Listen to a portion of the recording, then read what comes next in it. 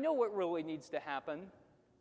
That closet needs to be dismantled altogether, and the door will be opened.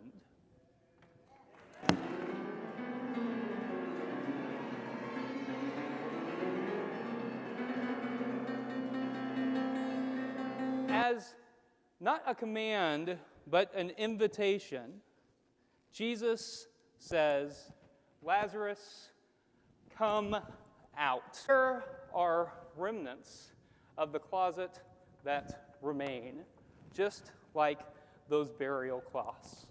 Some of them are expectations of family.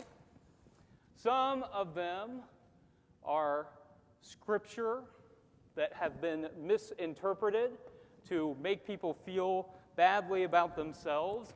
Some of it comes from expectations of religious communities that try to force people into a single way of being.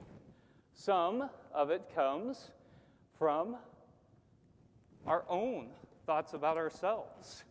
And yet the only way to really dismantle the closet is to get rid of some of those burial shrouds, to rip them off so that the new life can be fully embraced.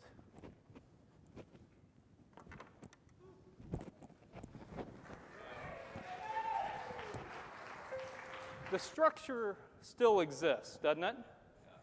The structure is still here, wobbly though it may be. And, you know, was thinking about the ways that we break down the structure in our society, and it's really only broken down if we dismantle those expectations from the church. It's really only broken down if we no longer allow that scripture to be used in harmful ways anymore. It's really only broken down if we elect officials who have people's best interest at heart. It's really only broken down if we ensure that legislation has been passed that not only doesn't discriminate against others, but actively enshrines and protects rights.